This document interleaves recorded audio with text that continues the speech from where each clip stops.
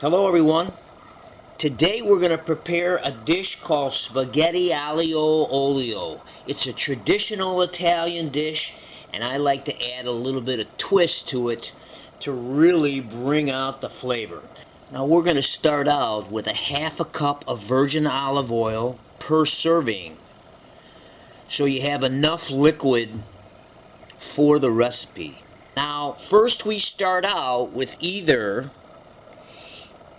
canned anchovies, where you can just take a few anchovies, or you can take anchovy paste, whatever you have that is available. So you add about a teaspoon of anchovy paste, a couple tablespoons of white wine. I would like to recommend either use Gallo sherry or Chardonnay, one or the other.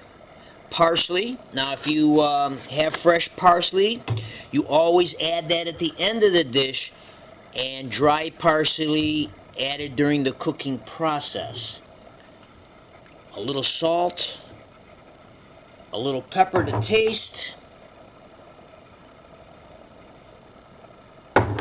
and a teaspoon of butter, which brings it all together. You could use a substitute like Promise Light or whatever it is that you like to use. Now we're going to add 4 cloves of garlic, chopped finely, per person. You have to remember that when you add your pastas, that it's going to absorb a lot of the liquid. I like to put a twist on it. I like calamari, fresh tomatoes, and broccoli. That's what we're going to use today. But you could add shrimp, black olives, asparagus, cauliflower, mussels, oysters, whatever it is that you enjoy. I'm a seafood buff.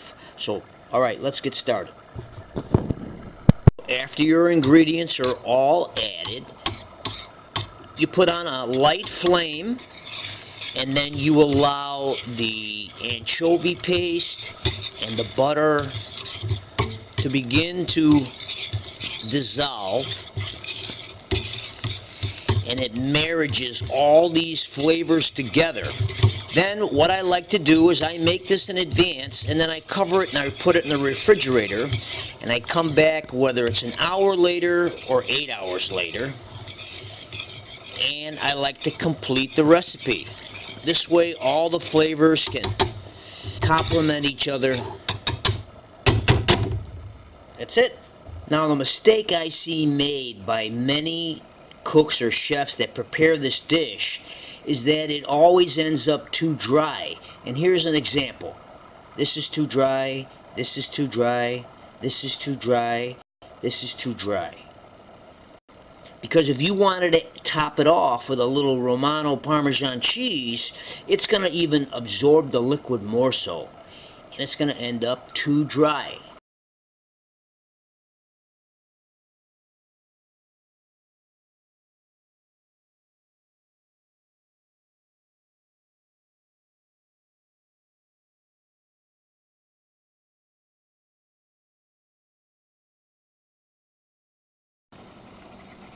So now at the 4-minute mark of cooking my pasta, I add my broccoli cuts. After I add my broccoli, now I begin to heat up my aglio olio, and I throw in my calamari and my tomatoes, and I squeeze in some fresh lemon.